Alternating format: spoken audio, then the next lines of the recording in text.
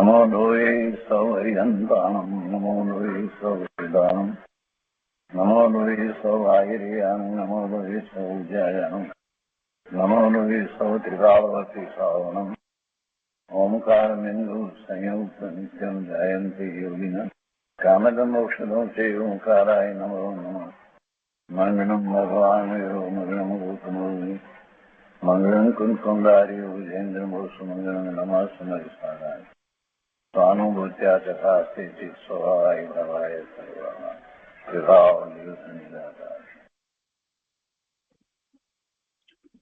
સ્વામી કાર્તિકેય અનુપ્રેક્ષા શુભચંદ્રાચાર્ય ભગવાનની ટીકા અને પંડિત જયચંદ્રજી ચાવડાના ભાવાર્થ ટીકા સહિત આપણે સ્વામી કાર્તિકેય અનુપ્રેક્ષાનો સ્વાધ્યાય કરી રહ્યા છીએ. એમાં પૂજ્ય ગુરુદેવ કાંજી સ્વામી આપણને ઘણું અધ્યાત્મ સમજાવી રહ્યા છે, ઘણી પરમાર્થભૂત વાત સમજાવી રહ્યા છે. ધર્મ ભાવનાનું સ્વરૂપ પૂરું થયા પછી એની ચૂલિકા સ્વરૂપે જે વાત આવી છે, 6 પ્રકારના તપ, બાહ્ય અને 6 પ્રકારના અભ્યંતર તપ. એ પૈકી અત્યારે અભ્યંતર તપનું સ્વરૂપ આપણે કરી રહ્યા છીએ અને એમાં ધ્યાન તપ. તો આચાર્ય ભગવાને એમ કહ્યું કે ધ્યાન 2 પ્રકારે છે, શુભ ધ્યાન અને અશુભ ધ્યાન. એટલે શુભ એટલે શુભ ભાવ એવો અર્થ નથી થતો. શુભ ભાવ એટલે જે લાભદાયક, જે આત્માને હિતકારી છે એવા ધ્યાન. અને અશુભ ધ્યાનનો અર્થ એવો નથી થતો કે એને કારણે અશુભનો બંધ પડે, એટલો અર્થ નથી થતો. પણ અશુભ છે એટલે અનેક પ્રકારે બીજી બધી રૂપે એ આદરવા યોગ્ય નથી. કેમ કે એમાં પાપના બંધ પડે છે.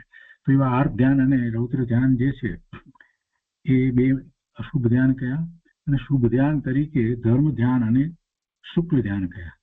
તો ધર્મ ધ્યાન છે એ અત્યારે વર્તમાનમાં પંચમ કાળમાં ભરત ક્ષેત્રને વિશે શક્ય છે, જેમાં 4થા ગુણસ્થાનથી 7મા ગુણસ્થાનની દશા થઈ શકે છે. અને શુક્લ ધ્યાન છે તે 8મા ગુણસ્થાનથી 14મા ગુણસ્થાન સુધી જે મહાવિદ્ય ક્ષેત્રને વિશે વર્તમાનમાં પણ થાય છે, ભરત ક્ષેત્રને વિશે અત્યારે નથી, પણ ધર્મ ધ્યાન થઈ શકે છે. એટલે ધર્મ ધ્યાનનો અર્થ અહીંયા જે કરવાનો છે તે શુભ ભાવ એવો અર્થ નથી કરવાનો. શુભ ધ્યાન કયા એટલે શુભ ભાવ એવો અર્થ નથી કરવાનો. એ બંને ધ્યાન શુભ એટલે લાભ કરતા છે, જીવને લાભનું કારણ છે, મુક્તિનું કારણ થાય છે, એ શુભ છે. તો એમાં ધર્મ ધ્યાનના સ્વરૂપની વાત ચાલી રહી છે. તો ધર્મ ધ્યાનની અંદર પહેલા ધર્મની વ્યાખ્યા કરવામાં આવી, કોને ધર્મ કહેવાય, અને પછી ધર્મ ધ્યાન કોને હોય છે એની 3 ગાથાઓ આચાર્ય ભગવાને કહી. અને એમાં આ ધર્મ ધ્યાનની ગાથા 482 એ આપણે ગાથા વાંચનમાં લીધી છે અને એનો અર્થ કર્યો છે, અને ભાવાર્થનો થોડો ભાગ આપણે કર્યો છે. તો એ આજે આગળ લઈએ છીએ. તો ગાથા 482ના અર્થમાં તો આચાર્ય ભગવાને એમ કહ્યું કે જે બધાએ અન્ય વિકલ્પોને છોડી આત્મ સ્વરૂપમાં મનને રોકી આનંદ સહિત ચિંતન હોય તે ઉત્તમ ધર્મ ધ્યાન છે, કે જેમાં 4થાથી 7મા ગુણસ્થાનની દશા હોય.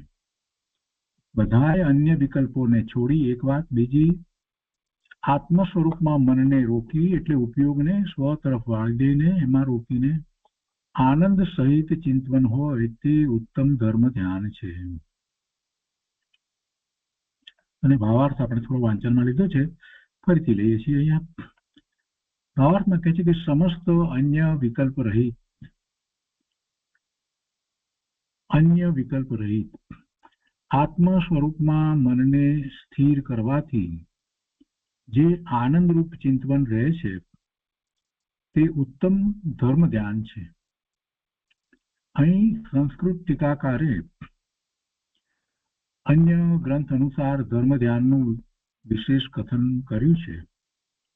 તેને સંક્ષેપમાં લખીએ છીએ. પંડિતજી એને સંક્ષેપમાં લે છે. ટીકાકારે તો અન્ય ગ્રંથ અનુસાર ઘણું બધું વર્ણન કર્યું છે, પણ પંડિતજી આપણને ટૂંકમાં સમજાવે છે. તો એમાં ધર્મ ધ્યાનના 4 ભેદ કયા છે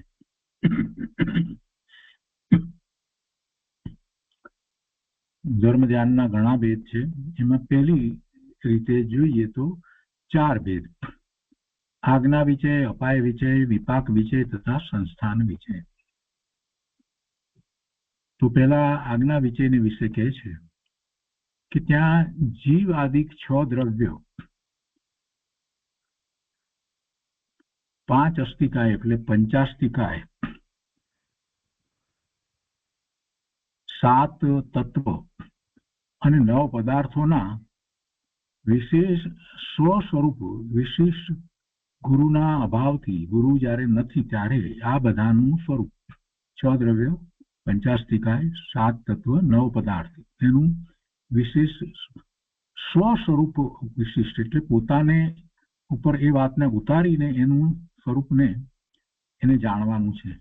પણ હવે ગુરુ નથી તો એવા વિશિષ્ટ ગુરુના અભાવથી એક વાત, તથા પોતાની બુદ્ધિ પણ મંદ છે એટલે પોતાની મંદ બુદ્ધિવશ એ સ્વરૂપને પ્રમાણ નય નિક્ષેપથી સાધી શકાય એવું સ્વરૂપ છે, છતાં એ પોતાની મંદ બુદ્ધિવશ અને ગુરુ નથી તેથી એ જાણી શકતો નથી. તો શું કરે છે? શું કહે છે કે એ પદાર્થોના વિશેષ સ્વરૂપ વિશિષ્ટ ગુરુના અભાવથી તથા પોતાની મંદ બુદ્ધિવશ પ્રમાણ નય નિક્ષેપથી સાધી શકાય એવું સ્વરૂપ જાણ્યું ન જાય ત્યારે એવું શ્રદ્ધાન કરે કે જે સર્વજ્ઞ વિતરાગ દેવે કહ્યું છે તે મારે પ્રમાણ છે, તે મને માન્ય છે, તે જ ધર્મ છે, તે જ મુક્તિનું કારણ છે, તે જ મને લાભનું કારણ છે, એ જ મને પ્રમાણ છે, મારે એ પ્રમાણ છે, બીજું કાંઈ નહીં. જે સર્વજ્ઞ વિતરાગ દેવે કહ્યું છે તે જ મારે પ્રમાણ છે.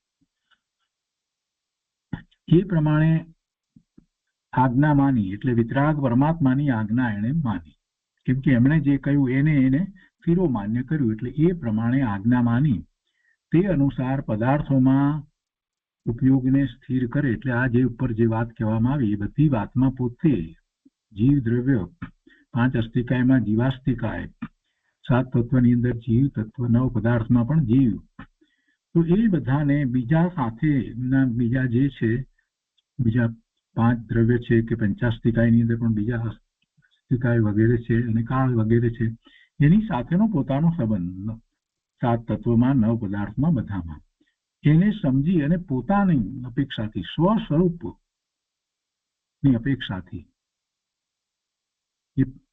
એ પોતાના ઉપયોગને સ્વસ્વરૂપને વિશે સ્થિર કરે એ કહે છે. એટલે એ પ્રમાણે આજ્ઞામાંની તે અનુસાર પદાર્થોમાં ઉપયોગને સ્થિર કરે તે આજ્ઞા વિશે ધર્મ ધ્યાન છે. અને ફૂટનોટમાં એના વિશે ગાથા કહેવામાં આવી, આપણે ગઈ વખતે પણ વાંચનમાં લીધી હતી. સૂક્ષ્મમ જીનોદિતમ તત્વમ, જીનેશ્વર ભગવાને કહ્યું છે તે સૂક્ષ્મ તત્વ, સૂક્ષ્મમ જીનોદિતમ તત્વમ હેતુ નિર્ણય અન્યતે આજ્ઞા સિદ્ધમ તુ તદ્ગ્રાહ્યમ નાન્યથાવાદિનો જીના. એ ગાથા એના આધાર તરીકે કહેવામાં આવી છે. તો એને અહીંયા આજ્ઞા વિશે કહેવામાં આવે છે. તે આજ્ઞા વિશે ધર્મ ધ્યાન છે. બીજું અપાય નામનું ધર્મ ધ્યાન. અપાય વિચય, આજ્ઞા વિચય, વિચયનો અર્થ છે વિચારણા. અપાય વિચય નામનું ધર્મ ધ્યાન એને માટે કહે છે કે અપાય એટલે શું? તો કે અપાય નામ નાશનું છે. અપાય એટલે નાશ. તો ત્યાં જેમ કર્મોનો નાશ થાય તેમ ચિંતવે. મિથ્યાત્વ ભાવ એ ધર્મમાં વિઘ્નનું કારણ છે, એ જ વિઘ્નનું કારણ છે એમ કહેવાય. જ્યાં સુધી મિથ્યાત્વ છે ત્યાં સુધી જીવને કોઈ ધર્મ થતો નથી. ગમે તેટલી બાહ્ય ક્રિયા કરે, બાહ્યમાં તપ કરે, બધું કરે, પણ છતાં પણ જ્યાં સુધી મિથ્યાત્વ છે ત્યાં સુધી મુક્તિનું કારણ બનતું નથી, ધર્મનું કારણ બનતું નથી. એટલે મિથ્યાત્વ ભાવ એ ધર્મમાં વિઘ્નનું કારણ છે. તો તેનું ચિંતન રાખે કે આ મિથ્યાત્વ કેમ જાય. કેમ કે કર્મનો નાશની વાત જ્યારે કરવામાં આવી તો કર્મનો નાશ એટલે દરેક સમયે સમયે જેટલો સ્થિતિબંધ છે એ પ્રમાણે કોઈ પણ કર્મ છે એ એની સ્થિતિ પૂરી થતા ઉદયમાં આવી અને ફળ આપી અને ખરી જાય છે. પણ સાથે ને સાથે નવા કર્મ બંધાયા કરે છે, એટલે કર્મનો નાશ થતો નથી. અનાદિથી આ જીવ સંસાર પર્યાયમાં છે તો કર્મ સહિત જ છે. પહેલેથી કર્મ સહિત હતો, અત્યારે પણ કર્મ સહિત જ છે. એટલે અહીંયા તો એ વાત છે કર્મોનો નાશ પૂર્ણપણે નાશ કરી અને પોતાની શુદ્ધિની વૃદ્ધિ કરવી, એવી નિર્જરા થવી, તો એનો વિચાર કરે છે. અને એવો કર્મનો નાશ કેવી રીતે થાય? તો કે મિથ્યાત્વ ભાવ જ્યાં સુધી છે ત્યાં સુધી એને કર્મનો નાશ થતો નથી. એટલે મિથ્યાત્વ ભાવ એ ધર્મમાં મુક્તિ થવામાં, નિર્જરા થવામાં, પૂર્ણ શુદ્ધ દશા થવામાં એ વિઘ્નનું મોટામાં મોટું કારણ છે. તો એનું એ રીતે ચિંતન રાખે કે આ કેવી રીતે મિથ્યાત્વ જાય અને કર્મનો નાશ થાય, તે પોતામાં ન થવા દેવાનું. એટલે એવા મિથ્યાત્વ અને કર્મના બંધ ન થવા દેવાનું અને પરને મટવાનું ચિંતન રાખે, તે અપાય વિચય છે. એ અપાય વિચય છે. એ વખતે અહીંયા સુધી આપણે સ્વાધ્યાય કર્યો, તો હવે આગળ લઈએ છીએ. હવે બીજા બે છે એના ઉપર પંડિતજીએ બહુ વિસ્તાર નથી કર્યો. વિપાક, વિપાક નામ કર્મના ઉદયનું છે. ત્યાં જેવો કર્મનો ઉદય થાય તેના તેવા સ્વરૂપનું ચિંતન કરે તે વિપાક વિચય છે. એટલે દરેક સમયે સમયે કોઈને કોઈ કર્મની પ્રકૃતિના ઉદયો તો આવે જ છે અને એનો સ્થિતિબંધ છે ત્યાં પૂરો થતા તે ખરી જાય છે. તો ખરી જતા પહેલા એ ફળ આપે છે. આવું કર્મનું સ્વરૂપ છે. તો એ કર્મનું સ્વરૂપ એવું છે એટલે એને એવા સંયોગો પ્રાપ્ત થાય છે.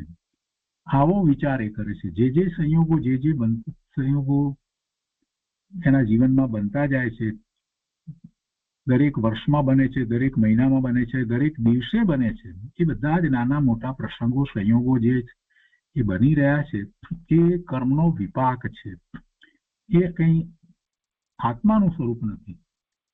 એ સ્વરૂપનું એમાં એક સ્વરૂપનું કાંઈ કરવા પણ નથી. સ્વરૂપમાં એવો કોઈ ગુણ નથી કે જેથી કરીને એવા ઉદયો આવે, એવા સંયોગો આવે. એટલે એ સંયોગો છે એ સ્વરૂપથી જુદા છે એવું સ્વરૂપનું ચિંતન કરે. એ બધો કર્મનો વિપાક છે, એ પોતાથી જુદો છે, એની સાથે આત્માને કાંઈ સંબંધ નથી. અને એ વિપાક કર્મના ઉદયો થી કાંઈ આત્માને લાભ કે નુકસાન થતું નથી. કર્મના ઉદયથી આત્માને લાભ પણ ન થાય અને નુકસાન પણ ન થાય, કાંઈ જ થતું નથી. માત્ર એ આત્માને એના જ્ઞાનનું જ્ઞેય છે, એના જ્ઞાનનું જ્ઞેય છે. તો આવું સ્વરૂપનું ચિંતન કરે અને જે ઉદયો આવે છે એ બધા એ કર્મના વિપાક રૂપ છે. તો એ વિપાક વિચય છે. એ વિપાક વિચય નામનું ધર્મ ધ્યાન થયું. અને ચોથું ધર્મ ધ્યાન છે કે લોકના સ્વરૂપનું ચિંતન કરે તે સંસ્થાન વિચય છે.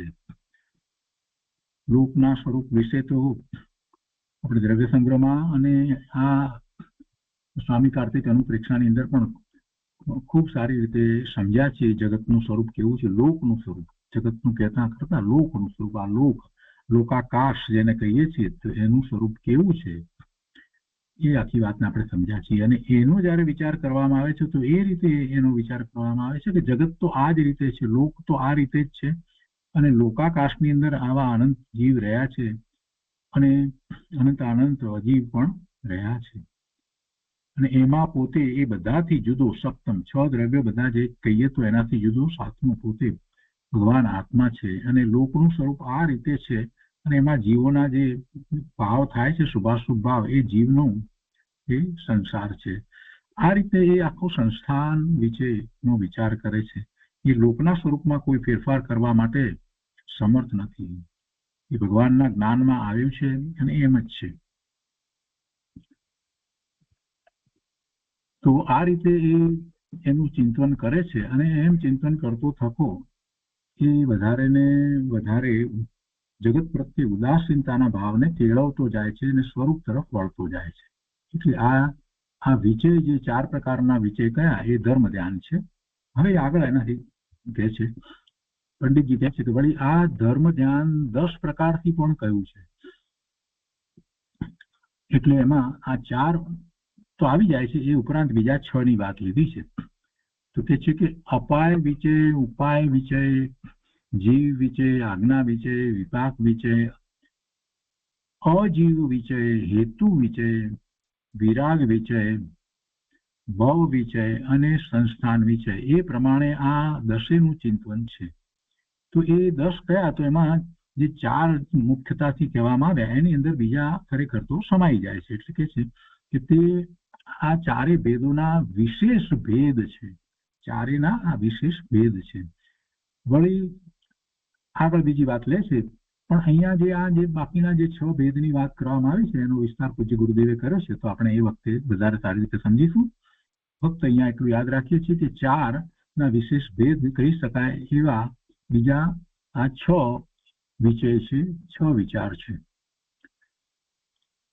હવે એના પછી આગળ કહે છે કે વળી બીજી રીતે ક્લાસિફિકેશનની વાત લઈએ જે બહુ મહત્વની છે, તો કહે છે કે પદસ્થ ધ્યાન, પિંડસ્થ ધ્યાન, રૂપસ્થ ધ્યાન અને રૂપાતીત એવા 4 ભેદરૂપ પણ ધર્મ ધ્યાન હોય છે. પદસ્થ, પિંડસ્થ, રૂપસ્થ અને રૂપાતીત એવા 4 ભેદરૂપ પણ ધર્મ ધ્યાન હોય છે. અને એની પછી અહીંયા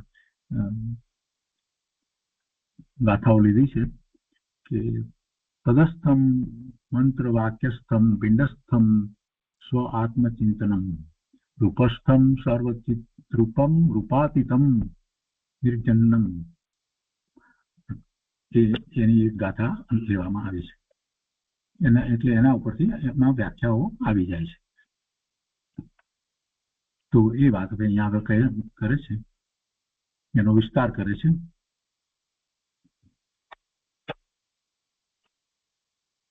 હવે એમાં પહેલું પદસ્થ, પિંડસ્થ, રૂપસ્થ અને રૂપાતીત. એમાં પદસ્થ ધ્યાનને માટે કહે છે કે ત્યાં પદ તો અક્ષરોના સમુદાયનું નામ છે.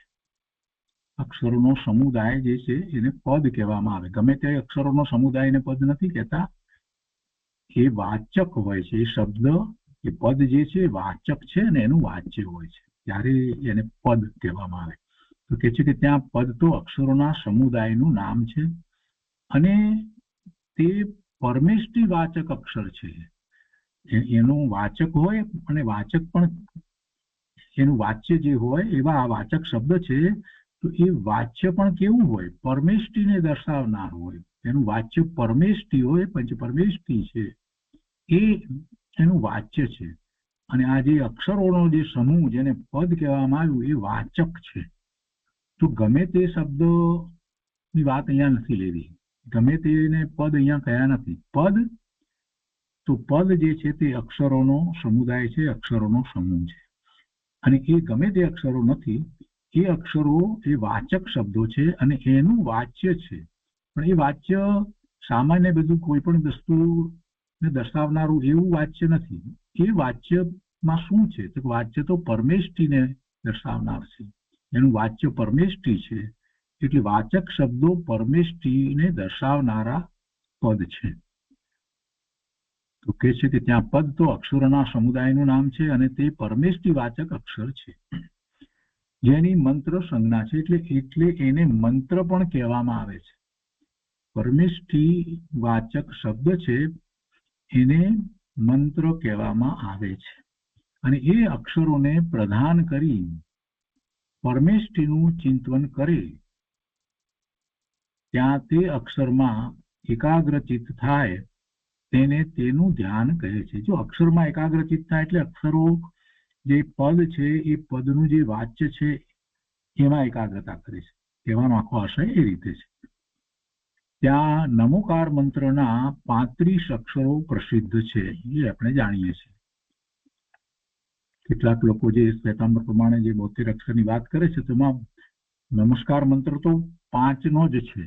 નમો અરિયંતાણમ, નમો સિદ્ધાણમ, નમો આયર્યાણમ, નમો ઓજ્જાયાણમ, નમો લોહે સૌવ સાહણમ. આ નૌકાર મંત્ર છે, નમસ્કાર મંત્ર છે. પછી એનું મહત્વ દર્શાવવા માટે જે કહેવામાં આવ્યું છે કે એસો પંચ નમુકાર, કે એ પ્રમાણે 5 નમસ્કાર, એ આખી વાત છે. એસો પંચ નમુકાર એ પાપોનો નાશ કરનારો છે. એ વાત જે કહેવામાં આવી છે એ નમસ્કાર મંત્ર નથી, એ નમસ્કાર મંત્રનું મહાત્મા દર્શાવનાર છે. અને એને પણ નમસ્કાર મંત્ર કહે છે ને 72 અક્ષર કહે છે. ના, એમ નથી. નમસ્કાર મંત્રમાં તો 5 જ છે અને 5 જેને નમસ્કાર કરવામાં આવ્યા છે એ પંચ પરમેષ્ટિ છે, પરમ ઇષ્ટ છે. અરિહંત ભગવાન, સિદ્ધ ભગવાન, ગણધર ભગવાન, આચાર્ય ભગવાન, ઉપાધ્યાય ભગવાન અને મુનિ મહારાજ, સર્વ સાધુ, એ પાંચને નમસ્કાર કરવામાં આવે છે. એમાં બે પદ તો એવા છે કે જેમને કેવળ જ્ઞાન થઈ ચૂક્યું છે. અરિહંત પરમાત્મા પણ કેવળ જ્ઞાની છે અને સિદ્ધ પરમાત્મા તો કેવળ જ્ઞાનથી પણ આગળ વધી અને અશરીરી થયા છે. પણ બીજા જે ત્રણ પદ જે છે તે સાધુના પદ જે છે, તો એમને એમની દશા છે તે સાતમા છઠ્ઠા ગુણસ્થાનની દશા છે. ગણધર ભગવાન હોય, આચાર્ય ભગવાન હોય, ઉપાધ્યાય ભગવાન હોય કે મુનિ મહારાજ હોય, અને એ પણ કેવળ જ્ઞાન પ્રગટ કરી શકે એવી એમની દશા છે. કેમ કે સાતમા ગુણસ્થાનની દશામાં છે તો એ શુક્લ ધ્યાન પ્રગટ કરે તો અરિહંત પરમાત્મા થાય. એટલે એમને પણ આપણે એ ત્રણ પદમાં રહેલા સાધુને પણ નમસ્કાર કરીએ છીએ. એટલે એ પાંચ જે છે એ પરમ ઇષ્ટ છે, એટલે પરમેષ્ઠી છે, અને એને નમસ્કાર, એટલે પંચ પરમેષ્ઠીને નમસ્કાર તો આટલો છે. પછી એ પાંચને નમસ્કાર કરવાથી પાપોનો નાશ થાય છે વગેરે જે વાત જે છે એ તો એના ફળની વાત છે. એ કાંઈ નમસ્કાર મંત્ર નથી, મંત્ર આટલો જ છે. એટલા માટે 35 અક્ષર જે છે આના એ નમસ્કાર મંત્ર છે. અહીંયા તો મંત્રની વાત ચાલે છે ને. પદ કે જે પંચ પરમેષ્ઠી જેનું વાચ્ય છે એવા પદ એને મંત્ર કહેવામાં આવે છે. તો કે છે કે ત્યાં નમોકાર મંત્રના 35 અક્ષરો પ્રસિદ્ધ છે. હવે આ નમોકાર મંત્ર તથા તો નમસ્કાર મંત્ર એની રચના કોણે કરી? એની રચના કોઈએ કરી નથી, અનાદિનો છે. કેમ કે અનાદિથી આ પાંચ પરમેશ્વરીના પદ છે અને પાંચને નમસ્કાર અનાદિથી કરવામાં આવે છે. એની કોઈ આદિ નથી. નમસ્કાર મંત્રની કોઈએ રચના કરી જ નથી. હવે અહીંયા આગળ કહે છે કે તેમાં મનને જોડે તથા તે જ મંત્રના ભેદરૂપ ટૂંકામાં 16 અક્ષરો છે. અરિહંત, સિદ્ધ, આયર્ય, ઉજ્જાય, સાહુ, એ રીતે એના 35 પછી આ 16 અક્ષર આ રીતે પણ લેવામાં આવે છે. અને એની પણ અહીંયા એ રીતે ગાથા લેવામાં આવી છે. 16 અહીંયા અક્ષર જે લીધા છે એ આ રીતે લીધા છે. અર્હત, સિદ્ધાચાર્ય, ઉપાધ્યાય, સર્વ સાધુભ્યો નમઃ. તો એ 16 અક્ષર લીધા છે. તથા તેના જ ભેદરૂપ અર્હત, સિદ્ધ એ 6 અક્ષર છે અને તેના જ સંક્ષેપમાં અ, સી, આ, ઉ, સા એક પહેલો અક્ષર લીધો છે. તો એ આદિ અક્ષર રૂપ 5 અક્ષર છે. અને અર્હંત એ 4 અક્ષર છે. સિદ્ધ વા અર્હંત એ 2 અક્ષર છે અને ઓમ એ 1 અક્ષર છે. તો તેમાં પરમેષ્ઠીના સર્વ આદિ પદો, પહેલા પદો અક્ષરો છે ઓમની અંદર. અર્હંતનો અશરીરી જે સિદ્ધ છે તેમનો પણ અશરીરી છે એટલે સિદ્ધ છે. બીજા તો કોઈ અશરીરી હોતા નથી. એટલે અર્હંતનો અશરીરીનો આચાર્યનો આ, ઉપાધ્યાયનો ઉ અને મુનિનો મ, એ પ્રમાણે અ વત્તા આ વત્તા ઉ વત્તા મ એટલે ઓમ. એમ ઓમ એવો ધ્વનિ સિદ્ધ થાય છે. એની ગાથા અહીંયા લીધી છે પણ ફૂટનોટમાં કે અર્હંતા અશરીરા આયર્યા તહ ઉપજાયા મુનિયો પડમખમ હીણપમ ઓમકારો પંચ પરમેશ્વરી.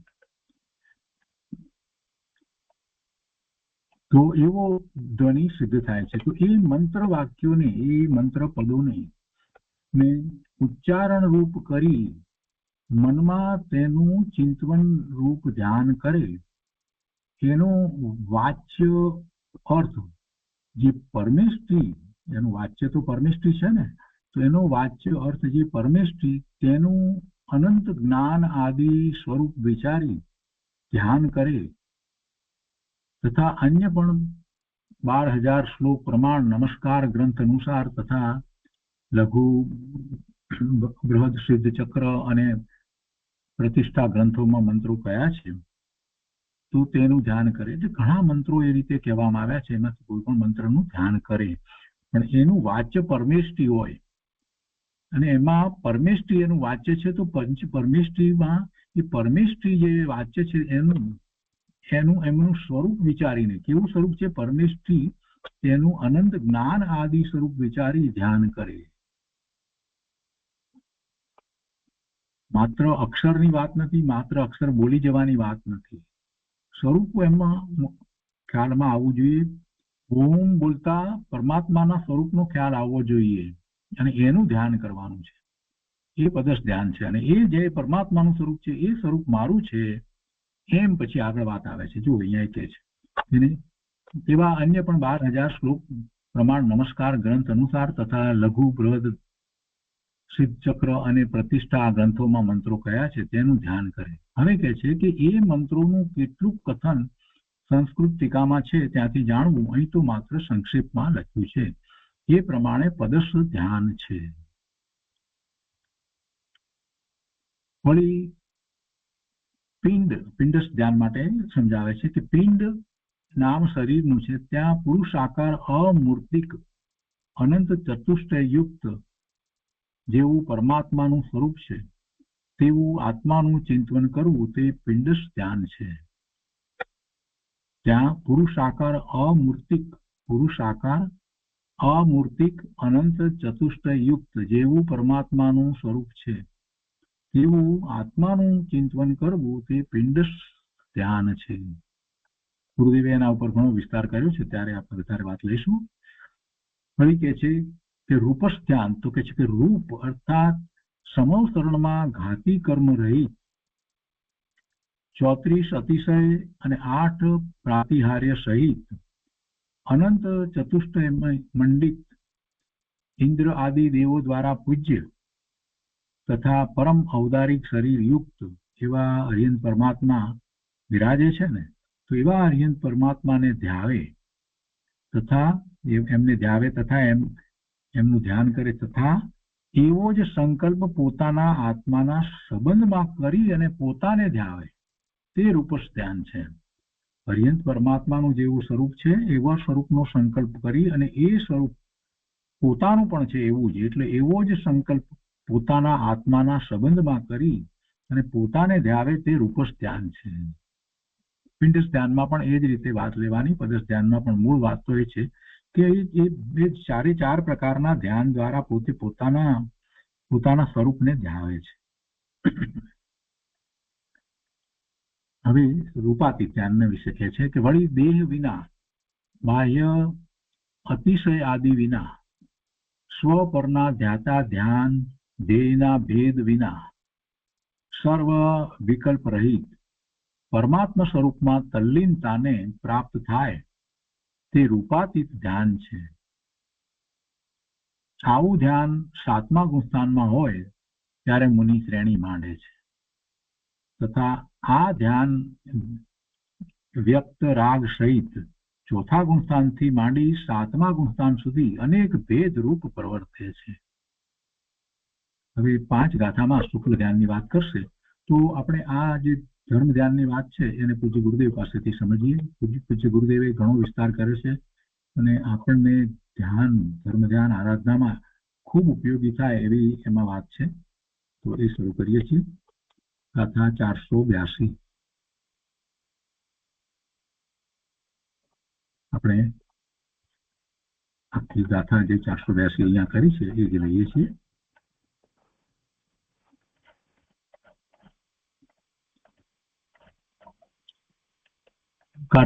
સ્વામી કાર્તિક અનુપ્રેક્ષા પ્રવચન ભાગ બીજો, એના પાન નંબર 375 સુધી પણ જે ગાથાઓ છે એટલે 376 ત્યાંથી ગુરુદેવનું પ્રવચન શરૂ થાય છે.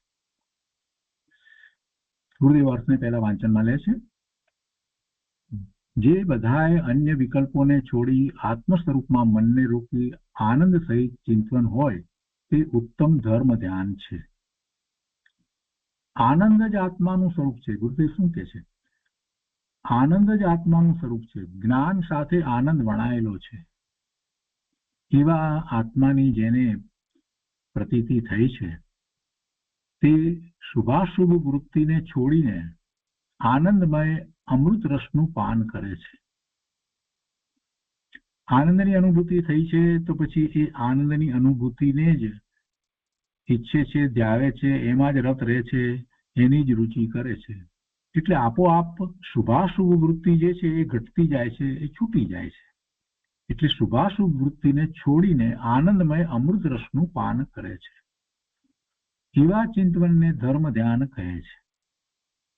હવે એ ચિંતવનના અહીંયા ભેદ પાડ્યા છે અને ભેદ પાડીને સમજાવવામાં આવ્યું છે, અને એટલે જ આપણને પુરુષાર્થની દિશા પ્રાપ્ત થાય છે. ગુરુદેવ કહે છે કે આત્મા ત્રિકાળ અનાકૂળ સ્વરૂપ છે. આત્મામાં તો કોઈ આકુળતા છે નહીં, આકુળતા થાય એવો ગુણ જ નથી. ત્રણેય કાળે ભગવાન આત્મા કોઈ પણ પર્યાયમાં રહ્યો હોય તો પણ એનું મૂળ સ્વરૂપ તો એ અનાકૂળ છે, અને એ સ્વરૂપથી એ ક્યારેય ચ્યુત થયો નથી. એમાં આકુળતા થાય એવું કાંઈ થયું જ નથી. કેમ કે અનુજીવી અને પ્રતિજીવી બે પ્રકારના ગુણો ભગવાન આત્મામાં રહ્યા છે, અને પ્રતિજીવી ગુણોને કારણે પર્યાયમાં ગમે તેવી દશા થઈ હોય, નરકમાં ગયો હોય તો પર્યાય કેવી હોય, અને આર્ધ્યાન ને રૌદ્રધ્યાન કેટલાય તીવ્ર પ્રકારે થયા હોય, તે છતાંય એમાંનો એક પણ ભાવ આત્માની અંદર પહોંચતો નથી. કેમ કે આત્મામાં એવા પ્રતિજીવી ગુણો પણ છે કે જેને કારણે એ ભાવ એમાં પહોંચતો નથી. એટલે આત્માનું સ્વરૂપ તો અનાકૂળ સદાય એવું જ જળવાઈ રહ્યું છે. આ વાતનો નિર્ણય કરવાની ખૂબ જરૂર છે. ગમે તે પર્યાય હોય તેથી શું થયું? ભગવાન આત્મા તો અનાકૂળ સ્વરૂપ જ છે, આનંદ સ્વરૂપ જ છે. તેમાં આનંદ અને અમૃતનો ઘૂંટડો આવે તે આકુળતા રહિત થાય છે. આવા આત્માના વેપારમાં નુકસાની કદી થતી નથી. એટલે કે એનો વેપાર એટલે એનું લક્ષ્ય કરવું, એનું ધ્યાન કરવું, એમાં રહેવું, એની રુચિ કરવી, એમાં ક્યારેય કાંઈ નુકસાન થતું નથી. દિન પ્રતિદિન આનંદની વૃદ્ધિ અને લાભ થાય છે. ભગવાન આત્માના સ્મરણમાં વારંવાર ભગવાન આત્માનું પોતાનો આત્મા ભગવાન છે એ આત્માનું સ્મરણ કરવું, એનું ચિંતન કરવું, એમાં રોકાઈ રહેવું, એનું ધ્યાન કરવું, એમાં લાભ જ છે. નુકસાન ક્યારેય હોતું નથી, ને લાભ પણ વધતો લાભ છે, વૃદ્ધિ થતી જાય છે. પણ તે કેવી રીતે થાય છે એનું પહેલા જ્ઞાન કરવું જોઈએ. એ સમજ્યા વિના એ નહીં થાય. અહીં આનંદ સહિત ચિંતનની વાત કરી છે. આનંદ સ્વરૂપી આત્માને સમજ્યા વિના એમને એમ ચિંતન કરે એની વાત નથી. આત્માને જેવું એનું સ્વરૂપ છે એવો સમજે. આત્મા આનંદ સ્વરૂપ છે અને એના આનંદ ગુણનો વિચાર કરે. 47 શક્તિનું વર્ણન અમૃતચંદ્રાચાર્ય ભગવાને એટલા માટે જ પરિશિષ્ટની અંદર સમયસરમાં કર્યું. તો એ વસ્તુને સમજી સ્વીકારી પોતાની ઉપર સ્થાપે અને ત્યારે એને ખબર પડે કે પોતે ભગવાન આત્મા કેવો છે, અને એવો નિર્ણય કરે તો એને કાંઈક અંશે આત્માનો ખ્યાલ આવે. એ ભગવાન આત્મા આનંદ સ્વરૂપી છે એવા આત્માને સમજે, અને એવા આત્માને સમજ્યા વિના એમને એમ ચિંતન કરે એની કોઈ વાત નથી. એમાં તો કાંઈ લાભ થતો નથી. કેટલાય લોકો બોલ્યા કરે, આત્મા આત્મા કર્યા કરે, વાતો કર્યા કરે, પણ એ તરફ વળ્યા જ નથી. જેમને અનુભૂતિ થઈ જ નથી એને મોટા મોટા પ્રવચનો, લેક્ચરો ને લખાણો લખ્યા કરે, એનો કોઈ અર્થ નથી હોતો. અહીંયા કહે છે કે આનંદ સ્વરૂપી આત્માને સમજ્યા વિના એમ ને એમ ચિંતન કરે એની વાત નથી. એટલે એવું અનુભૂતિ કરે છે તેને ખરેખર તો સમજાય છે. વળી શુભ ધ્યાન એટલે શુદ્ધ ધ્યાનની વાત છે. અહીંયા શુભ ભાવની વાત નથી. ગુરુદેવે પણ અહીંયા સ્પષ્ટતા લીધી છે. આપણે પહેલાથી જે વાતને સમજતા આવ્યા છીએ. શુભ ધ્યાન કયા બંનેને શુભ ધ્યાન કહેવામાં આવ્યા? ધર્મ ધ્યાન અને શુક્લ ધ્યાનને. તો કે છે કે વળી શુભ ધ્યાન એટલે શુદ્ધ ધ્યાનની વાત છે. ઉદાહરણ આપીને ગુરુદેવ સમજાવે છે કે ગોળનો રવો હોય તો તેમાંથી ગોળ જ નીકળે, કાળી જીરી નીકળે નહીં. તેમ આનંદ સ્વરૂપી આત્મામાંથી તો આનંદ જ ઝરે છે, તેમાંથી દુઃખ નીકળે નહીં. કેમ કે એમાં દુઃખ છે જ નહીં. અને એમ જાણી આત્મામાં એકાગ્ર થવું તે ઉત્તમ ધ્યાન છે. આત્મામાં એકાગ્ર થવું એ સર્વોત્તમ ધ્યાન છે. ભાવાર્થને ગુરુદેવ સમજાવે છે અહીંયા. સમસ્ત અન્ય વિકલ્પ રહિત આત્મ સ્વરૂપમાં મનને સ્થિર કરવાથી જે આનંદરૂપ ચિંતન રહે છે તે ઉત્તમ ધર્મ ધ્યાન છે. આવા ધર્મ ધ્યાનની જેને ખબર નથી તે પૂછે છે કે ભાઈ ધર્મ ધ્યાન કરો છો એટલે કે સામાયિક પ્રતિક્રમણ આદિ કરો છો? અને આવું તો બધાને અનુભવ હશે. જઈએ સાધુ પાસે કે સાધ્વીજી પાસે કે તો એ આવું પૂછતા હોય છે, કેમ ચાલે છે ધર્મ ધ્યાન, એમ ધર્મ ધ્યાન કરો છો કે નહીં, એટલે સામાયિક પ્રતિક્રમણ આદિ કરો છો એમ, અથવા તો કઈ બાહ્ય ક્રિયા વગેરે કરતા હોય, મુખ્યપણે આવો આશય પૂછવા પાછળનો છે. એ ગુરુદેવ એની વાત કરે છે. એ ધર્મ ધ્યાન નથી પ્રભુ. આત્માની અનુભૂતિ થઈ નથી ત્યાં સુધી સાચું સામાયિક હોતું નથી. આત્માનો નિર્ણય થયા વિના સાચું પ્રતિક્રમણ કેવી રીતે થાય? સ્વ તરફ વળવું એ તો પ્રતિક્રમણ છે. સ્વ કોણ છે, શું છે, એનો નિર્ણય જ નથી અને પ્રતિક્રમણ. અહીંયા કહે છે કે ત્યાં પૂછે છે કે ભાઈ ધર્મ ધ્યાન કરો છો, એટલે વ્યવહારમાં આવું પૂછતા હોય છે, એટલે કે સામાયિક પ્રતિક્રમણ આદિ કરો છો. ગુરુદેવ કહે છે કે જો એ પ્રમાણે કરતા હોય તો શ્રાવકને બીજું કાંઈ કરવાનું રહેતું નથી એમ માને છે, એ ધર્મ ધ્યાનમાં છે એમ. અરે પ્રભુ, આવી ક્યાં વાત છે. અને આમ ને આમ જ મોટા ભાગે આપણે જીવન પૂરું કરીએ છીએ, કંઈક કરીએ છીએ સામાયિક પ્રતિક્રમણ આદિ, કંઈક કરીએ, કંઈક વાર તહેવારે ક્યારેક આપણે કંઈક અનુષ્ઠાન પણ કરીએ, કંઈક વ્રત વગેરે પણ રાખીએ, કંઈક એ ઉપવાસ આદિ એકાસણા કરતા હોઈએ અને એમ માનીએ, અથવા તો પૂજા પણ કરતા હોઈએ તો ધર્મ ધ્યાન છે. હવે વળી થોડુંક સ્વાધ્યાયનું ચાલ્યું છે છેલ્લા કેટલાય વર્ષોથી, તો એમ કે સ્વાધ્યાય કરીએ છીએ એટલે બસ આપણે તો ધર્મ ધ્યાન થઈ ગયું. અહીંયા ગુરુદેવ એની ના પાડે છે. ગુરુદેવ એને માટે ના પાડે છે, એટલે કે જો એ પ્રમાણે કરતા હોય તો શ્રાવકને બીજું કાંઈ કરવાનું રહેતું નથી એમ માને છે. એ માન્યતા ભૂલ ભરેલી છે. ગુરુદેવ કહે છે કે હવે એવા સંપ્રદાયના શ્રાવક, એ પાછા પ્રશ્ન કરે કે મહારાજ કેટલા પરમાણુનો આત્મા બન્યો હશે? આ તો બનેલી વાત છે ને, એટલા માટે ગુરુદેવે વાત કરી છે. આપણું ધ્યાન દોરવું છે, આપણને સમજાવવું છે કે તમે ક્યાં ભૂલ કરી રહ્યા છો. એટલે ગુરુદેવે વાત કરી છે કે આ પ્રમાણે પૂછે અને પછી પેલા કે તમે ધર્મ ધ્યાન કરો છો ને, પેલા પાછા હા પાડે શ્રાવક, પોતાની જાતને શ્રાવક માને છે, અને પછી પાછા એ શ્રાવક એવો પ્રશ્ન કરે. શું પ્રશ્ન કરે? કે મહારાજ કેટલા પરમાણુનો આત્મા બન્યો હશે? હવે આવી વાત ક્યાંય એનો મેળ છે? આત્માને પરમાણુ છે? પરમાણુ ક્યાં હોય? પૂતગળમાં પરમાણુ હોય, આત્મામાં પરમાણુ ન હોય એટલું ભાન નથી. 6 દ્રવ્યની ખબર નથી, આત્મામાં પરમાણુ નથી એટલું ભાન નથી. ને પ્રશ્ન એવો પૂછે છે કે મહારાજ કેટલા પરમાણુનો આત્મા બન્યો હશે? અને પછી પાછા એમ માને કે આપણે તો ધર્મ ધ્યાન કરીએ છીએ. શું ધર્મ ધ્યાન કરે છે? ગુરુદેવ એ વાત કરે છે, જો હજી આટલી પણ ખબર નથી તેને ધર્મ ધ્યાન કેવું થતું હશે? આંધળું ગાડું ચાલે છે, લોકો વિચાર પણ કરતા નથી. એવા જીવો તો આ વાતને સાંભળી પણ શકતા નથી. એમને તો આ વાત બેસતી જ નથી, ગળે ઉતરતી જ નથી. અહીંયા જે ગુરુદેવે વાત કરી છે એ વાત, કદાચ સત્ય વાત સાંભળવા મળી હોય તો આ વાત ઊંચી છે એમ કહી અને કાઢી નાખે છે. આ તો નિશ્ચયની વાત છે, આ ઊંચી વાત છે એમ કરી અને એને કાઢી નાખે છે. તો એવા જીવોને ધર્મ ધ્યાન તો થાય નહીં, પણ તે જીવ સમ્યક દર્શન પ્રગટ કરવાને પણ પાત્ર નથી. માટે પ્રથમ આત્માનો નિર્ણય કરી તેમાં એકાગ્ર થતા પરનું ચિંતન છૂટી જાય તેને ઉત્તમ ધ્યાન હોય છે એમ કહે છે.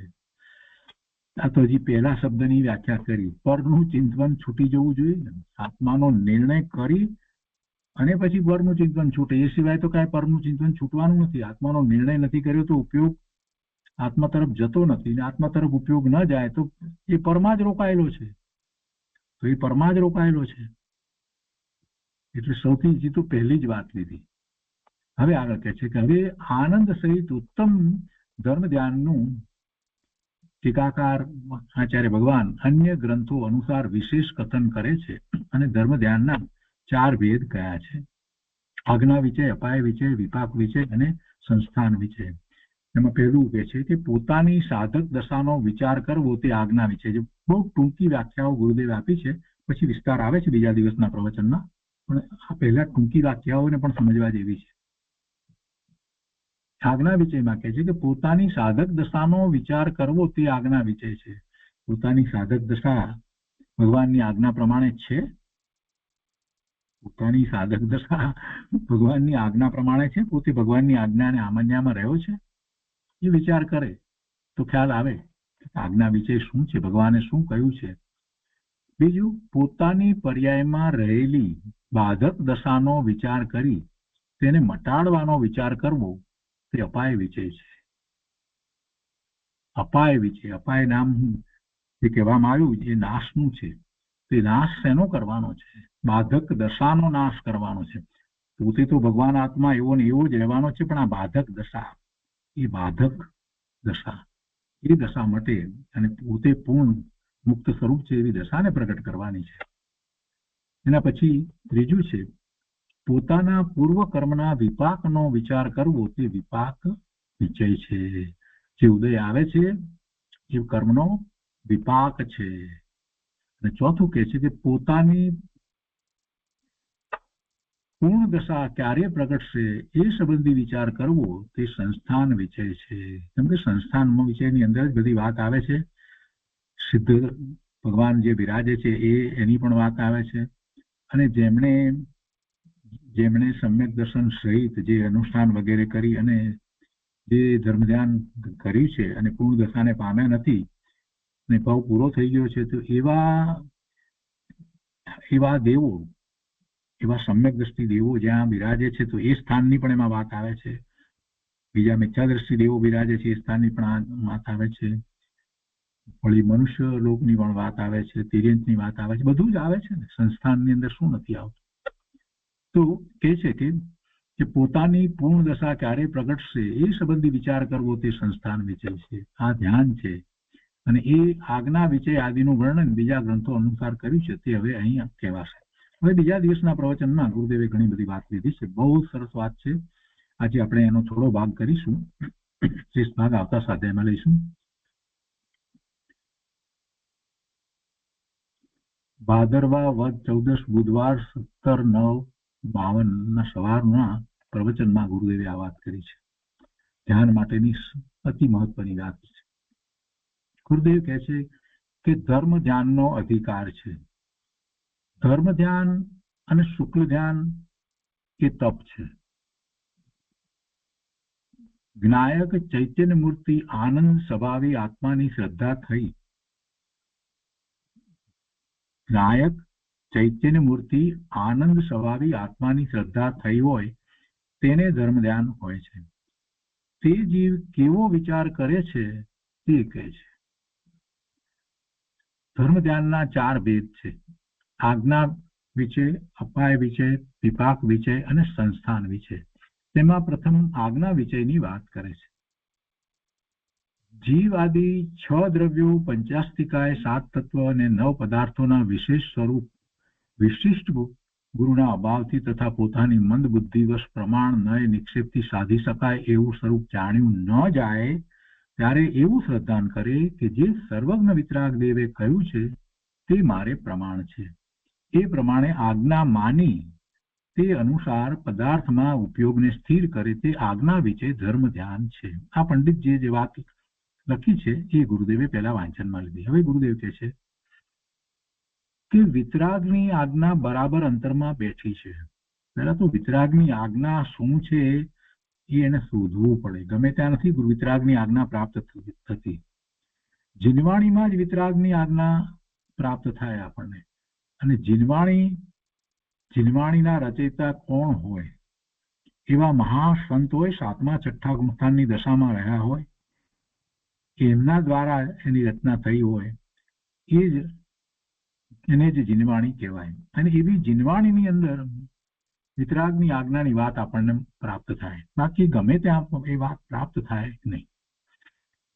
ગુરુદેવ કહે છે કે વિતરાગની આજ્ઞા બરાબર અંતરમાં બેઠી છે, એક વાત. બીજી વાત, સ્વભાવની રુચિ છે. સ્વભાવની રુચિ વિના તો એ વિતરાગ પરમાત્માની આજ્ઞાનો સ્વીકાર કરવાનો નથી. વિતરાગ પરમાત્માની આજ્ઞા એને આપી દેવામાં આવે, એવા શાસ્ત્ર વગેરે આપી દેવામાં આવે, પણ એને એની રુચિ જ ન હોય તો એ શાસ્ત્ર તો માત્ર શોભાનો કારણ જ બને ને. અત્યારે વર્તમાનમાં એવું જ ચાલી રહ્યું છે. શાસ્ત્રો છે, ઘરમાં પણ શાસ્ત્ર પડ્યા હોય, વળી ક્યારેક વળી પાછા એની પૂજા પણ કરે એમ, પણ એથી કઈ લાભ થતો નથી. રુચિ નથી ને. સ્વભાવની રુચિ હોય, આત્માની રુચિ હોય તો પછી વિતરાગ પરમેશ્વરની આજ્ઞા શું છે એને પ્રાપ્ત કરવા માટે એ શાસ્ત્રનો અભ્યાસ કરે ને ન સમજાય ને વારંવાર અભ્યાસ કરે તો એને એવા નિમિત્તો મળી જાય કે જે એને સમજાવે. એવો પ્રયત્ન જ ના કરે. ઘરમાં તો શાસ્ત્ર છે. સ્વભાવની રુચિ, એટલે રુચિ મહત્વની છે. આત્માની રુચિ હોવી જોઈએ. અને એવી રુચિને માટે ગુરુદેવ કહે છે કે પરની રુચિ છૂટી ગઈ છે. પરની રુચિ છૂટી ગઈ છે, છતાં તે જીવ વિતરાગની આજ્ઞાનો વિચાર કરે છે. પરની રુચિ છૂટી ગઈ છે એટલે સ્વભાવની રુચિ છે, પણ એ વધારે જ્યારે પરની રુચિ છૂટી ગઈ છે તો એ વિતરાગની આજ્ઞાનો વિચાર કરે છે. પોતાને સ્વભાવની રુચિ થઈ છે, પણ એટલાથી એ સંતોષ નથી પામતો. ખરેખર પરમાત્માની આજ્ઞા શું છે? વિતરાગ પરમાત્માની આજ્ઞા શું છે? હું જે કરું છું, મને સ્વભાવની રુચિ તો છે, મને પરની હવે એવી રુચિ રહી નથી, છતાં પણ વિતરાગ પરમાત્મા પરમેશ્વરની આજ્ઞા શું છે? હું મતિ કલ્પનાએ ભગવાનની આજ્ઞા માન્યા કરું અને ધર્મ કરું એવું વસ્તુનું સ્વરૂપ નથી. એટલે કહે છે કે છતાં તે જીવ વિતરાગની આજ્ઞાનો વિચાર કરે છે. વિતરાગ પરમાત્માની આજ્ઞા શું હોય? એમના સ્વરૂપનો વિચાર કરીએ, એમના પુરુષાર્થનો વિચાર કરીએ તો કેટલીક વાતનો આપણને ખ્યાલ આવે કે ભગવાનની આજ્ઞા આવી હોય નહીં. કેટલી બધી વસ્તુમાં આપણે ભૂલ કરી રહ્યા છીએ, એમાં આપણને ખ્યાલ આવે કે ભગવાનની આજ્ઞા આવી હોઈ શકે નહીં. એ બધી જે કંઈ વાતો ધર્મના પુસ્તકોના નામે લોકો કરી રહ્યા છે એ જીનવાણી નથી. એ ભગવાનની આજ્ઞા એવી હોય જ નહીં. એ પ્રકારે ભગવાનની આજ્ઞા હોય નહીં. આપણે કેટલાક ઉદાહરણો પેલા પણ લીધા છે, ગયા સ્વાધ્યાયમાં પણ વાત કરી હતી. અહીંયા કહે છે કે એને સ્વભાવની રુચિ છે, પરની રુચિ છૂટી ગઈ છે, છતાં એ જીવ વિતરાગની આજ્ઞાનો વિચાર કરે છે.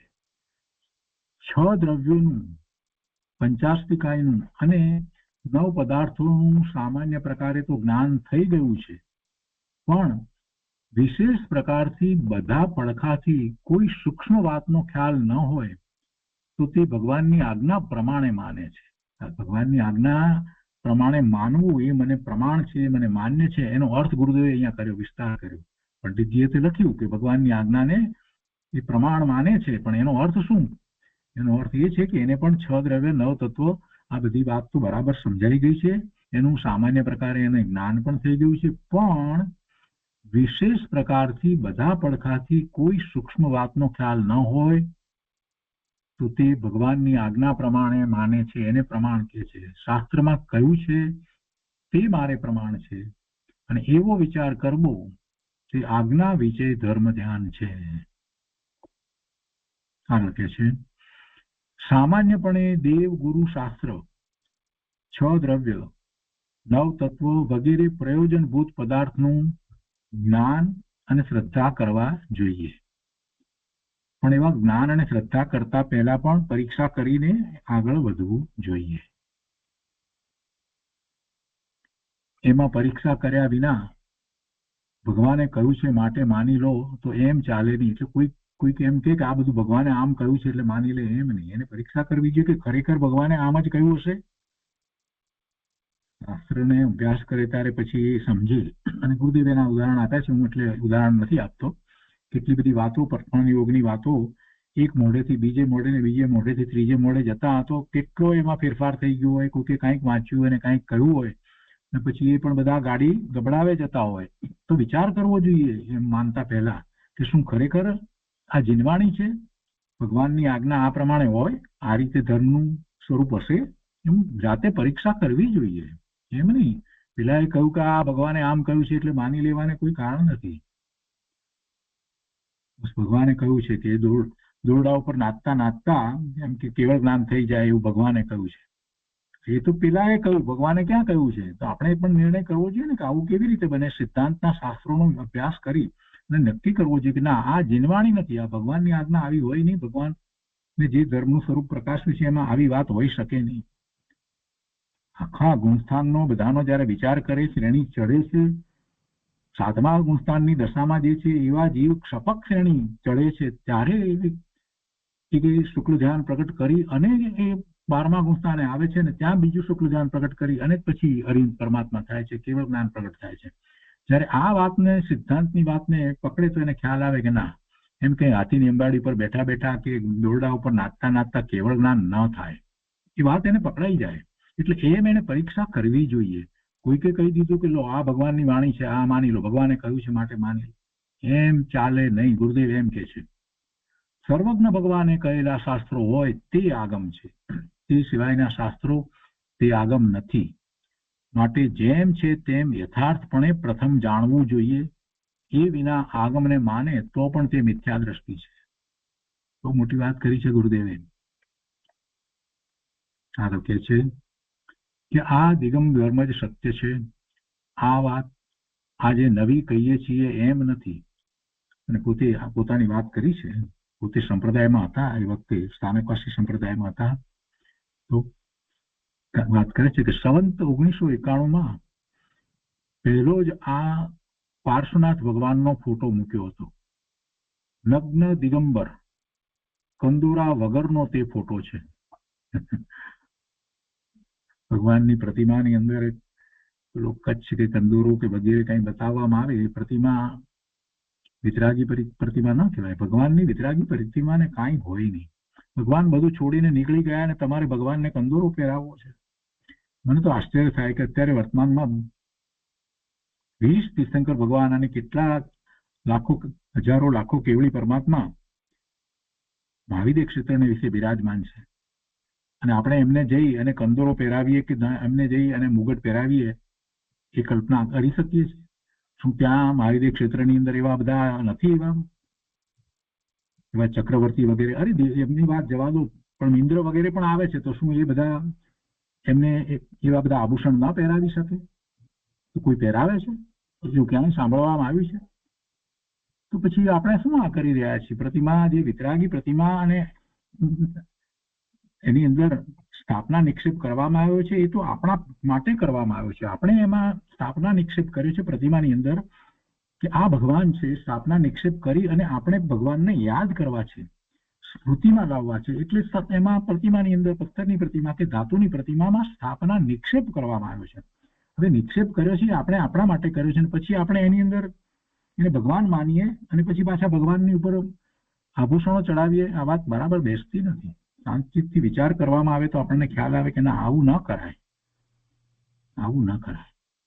એટલે ગુરુદેવને પણ એ વાત જયારે બેસી ગઈ તો એ વાત અહીંયા એમણે મૂકી છે કે પાર્શ્વનાથ ભગવાનનો ફોટો મૂક્યો તો નગ્ન દિગંબર અને કંદોરા વગરનો તે ફોટો છે. આ 1991 ની વાત પહેલી એમણે પોતાની વાત કરી. વળી સંવંત 1994 શ્રી કુંદકુંદાચાર્ય રચિત શ્રી સમયસારની પ્રતિષ્ઠા થઈ. એમને તો પરિવર્તન કરી લીધું હતું. તો કે છે કે કુંદકુંદાચાર્ય રચિત શ્રી સમયસારની પ્રતિષ્ઠા થઈ. પછી સંવંત 1997 શ્રી જીન મંદિરમાં શ્રી સિમંદર ભગવાનની પ્રતિષ્ઠા થઈ છે. આ સોનગઢની વાત લીધી છે. બંને વાતો એ પ્રમાણે લીધી છે.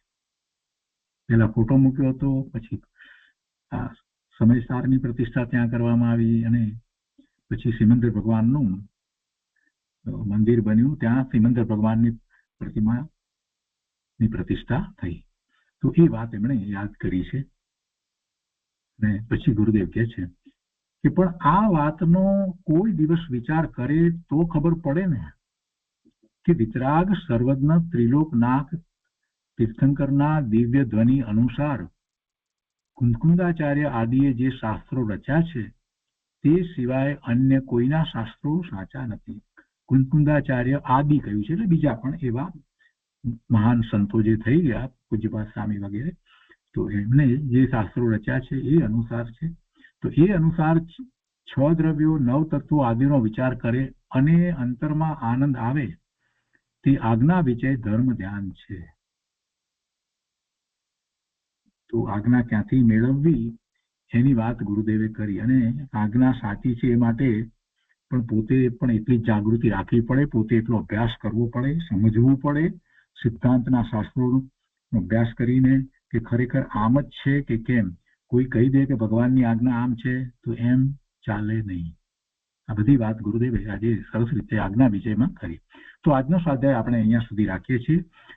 એ પછી આગળ બીજા જે વિષય અને એ સિવાય એટલે 10 વિષયની વાત ગુરુદેવે સમજાવી છે. અને એ સિવાય રૂપસ ધ્યાન, રૂપાતી ધ્યાન, પિંડસ ધ્યાન, પદસ ધ્યાન, એની પણ વાત ગુરુદેવે બહુ વિસ્તારપૂર્વક કરી છે. તો એ બધું આપણે આવતા સ્વાધ્યાયમાં લઈશું.